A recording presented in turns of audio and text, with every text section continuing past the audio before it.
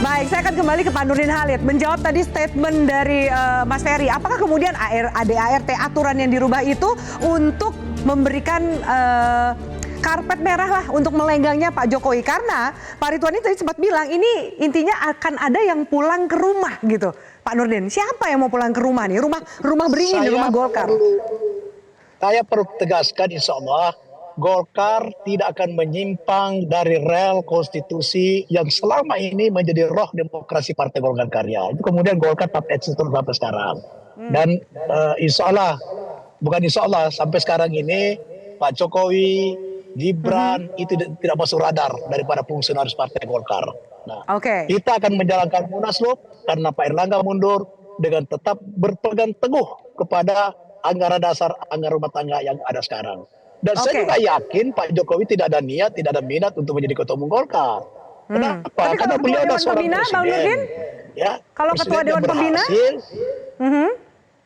Ketua Dewan Pembina juga beliau tidak tertarik untuk apa menjadi ketua Dewan Pembina. Dan beliau itu tidak perlu ketua Dewan Pembina, sudah sangat dekat dengan Partai Golkar. Tidak perlu menjadi ketua Dewan Pembina untuk kemudian beliau membantu Golkar. Beliau sangat dekat dengan Partai Golkar Karya.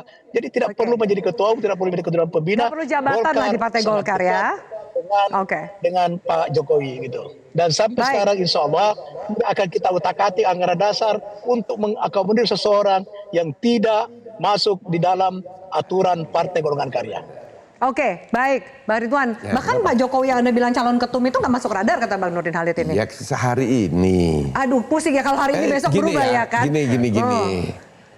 Hari ini, bukan hari ini, sebelum Erlangga itu 38 apa 42 DPD Partai Golkar sudah deklarasi Erlangga. Ormas pendiri Golkar, Soksi, MKGR, Kosgoro, AMPI kemarin, deklarasi Erlangga. Hasilnya nol besar. Hari itu, begitu ini berubah, mau dukung siapa? Erlangga. Erlangga sudah mundur. Udah nggak. Jadi udah ada di jangan Golkar. heran di Golkar itu aklamasi semua. Tuh tahunya kok berubah. Ya itulah Golkar. Beredar meme kemarin juga di media sosial ada foto Gibran untuk ketum Golkar 2024-2029. Apa kejuan itu masuk radar? Kalau hari ini tidak masuk radar, nanti kita lihat pada saat Munas. Ada perubahan enggak? Karena Munas itu forum tertinggi. Apa faktor yang bisa merubah bahwa nama Pak Jokowi, Gibran itu akan masuk? Usulan dari yang berbeda DPD, dari hari ini. Pemegang suara. Usulan dari bawah. Dari pemegang suara. Kalau ada yang menginginkan hilangkan itu 5 tahun. Bukan partai ini kan partai terbuka. Terus semua aminkan. Berubahlah. Terbuka hari itulah baru Gibran dan Pak Jokowi akan masuk. Atau Pak Jenderal Dudung. Atau Pak Dudung yang masuk. Iya, tapi dia memang Golkar kan, tentara kan Golkar semua. Banyak yang mengatakan itu kan prerogatifnya Golkar sebagai partai politik. Kita bicara hari ini. Kalau besok ya beda dong. Bisa berbeda. Tadi kan Mbak Afi sudah menyampaikan, SBY melirik JK, B.J. Habibie melirik Akbar Tanjung. Ya sekarang kita tunggu lirikannya Pak Prabowo. Pak Prabowo melirik ke Jokowi, melirik ke Gibran, atau melirik ke yang lain-lain, gitu kan? Yang jelas kan kita bisa lihat bahwa kalau dari pengalamannya presiden atau penguasa saat itu menjadi variabel kunci. Maka ya kita lihat nanti Pak Prabowo kemana. Dan saya yakin Pak Prabowo sangat bijaksana dalam melakukan lirikan-lirikan ini.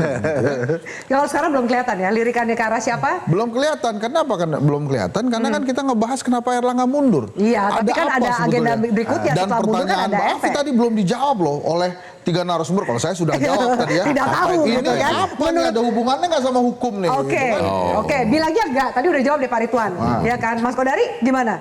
Kaitannya apa kira-kira? Dan kemudian ke depan lirikannya itu bisa kebaca nggak sih jelang Munaslup nanti? Iya, menurut saya pada hari ini kita menemukan kosakata baru, yaitu Golkar values gitu ya, yang berbeda dengan partai-partai politik lainnya. Menurut saya ini bisa ditarik benang merahnya dari pernyataan Pak Ridwan dan Pak Nurdin Halid. Ini dua orang tokoh yang sangat senior di Golkar.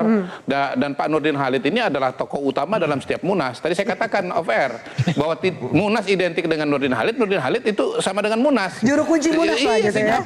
Luar kepala kuncinya Munas. Siapapun mau jadi ketum. Lirikan Nurdin Halid juga penting di dalam Munas. Nurdin itu mengatakan sampai hari ini belum ada nama ini. Minta ditemui beliau itu.